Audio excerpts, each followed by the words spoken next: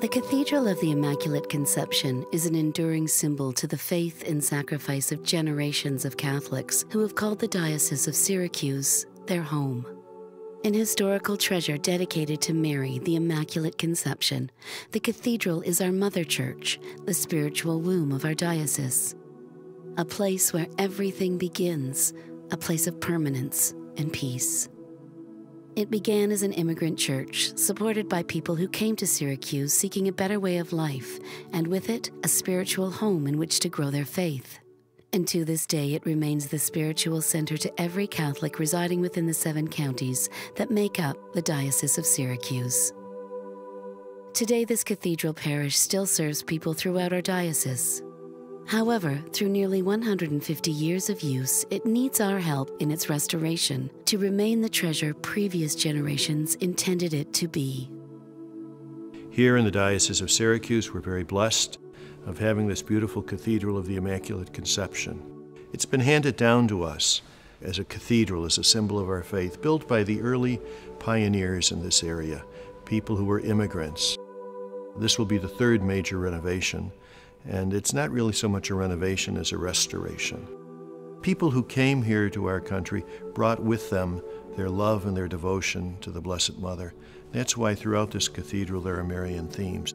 Mary is the mother, and just as the Church is our mother, Mary offers her maternal care to the people of this diocese. We want to maintain the beauty of the cathedral as a means of homage to the Blessed Mother, just as she's honored in all the great shrines of the world.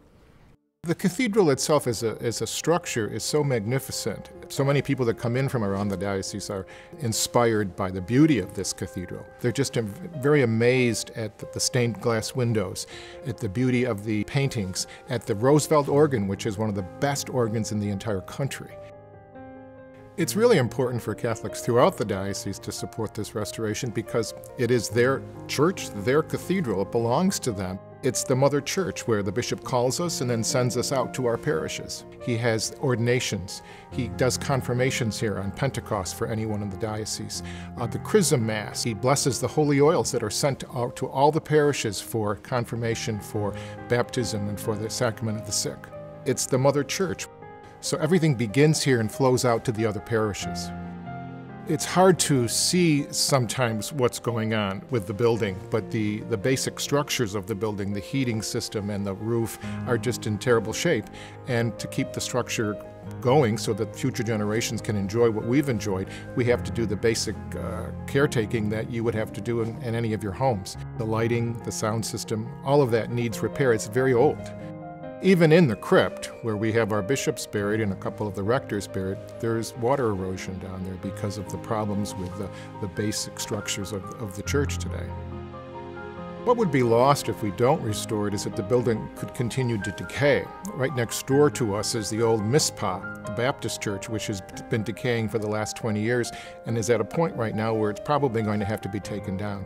And there are so many of these old buildings now that we have to take care of them. And this is a major place of gathering for the people of the diocese, but also it's a major structure in the city of Syracuse.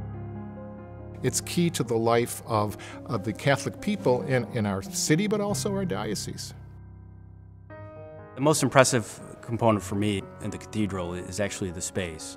When you start to think about each of those stones being quarried and hauled here actually by the parishioners at that time, that they were cut, chiseled, lifted, put into place at that elevation without any modern machinery.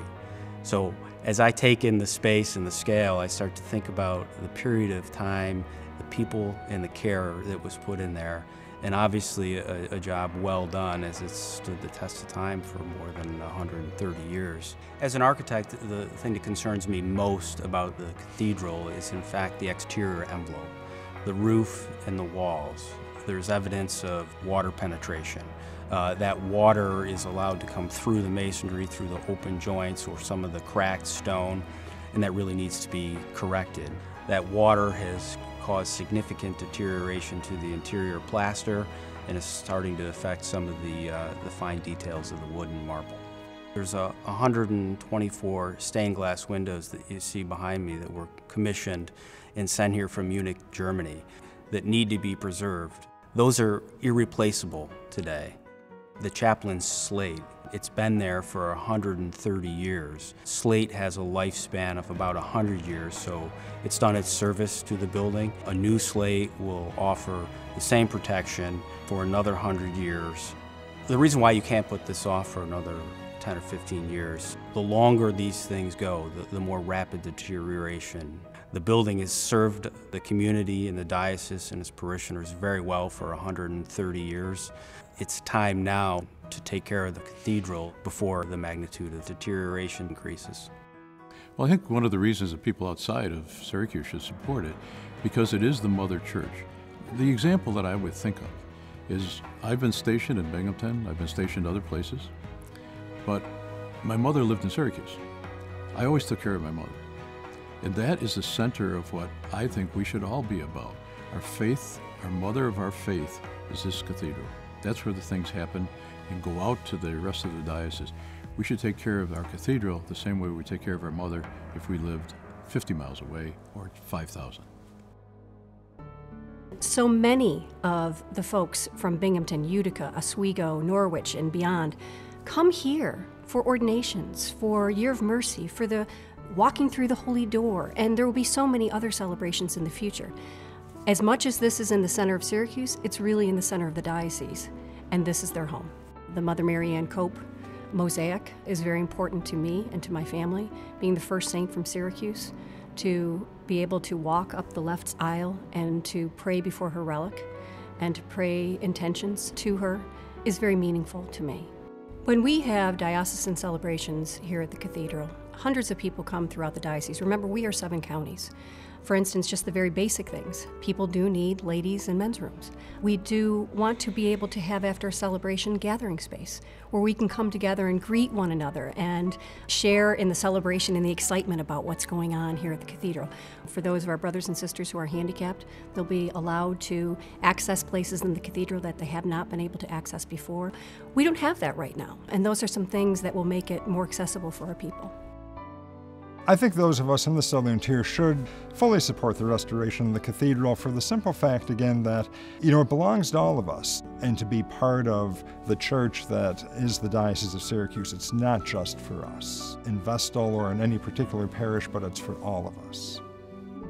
Bishop Cunningham established the Immaculate Awards a few years ago to be able to recognize people from all over the diocese and all the important work that they've done, not only for their local parishes, but we also recognize how that impacts all of us. That volunteerism impacts not only our local parishes, but the entire diocese and the cathedral as well. We're very grateful for the generosity of people through all 7 counties of central New York who comprise the Diocese of Syracuse, for all that they do to make the church live here in the diocese. I wish that I could visit each family in their home and tell them about the importance of the cathedral and our need to continue to serve God's people here in the Diocese of Syracuse. We're very optimistic and hopeful about the future of the cathedral, about the community in which it's located, about the people we serve. And so we're looking forward with a full positive attitude that we will do this and we will be here for the future. This is our opportunity, this is our moment, this is our time of grace in which we can help the cathedral and move forward and preserve it for future generations.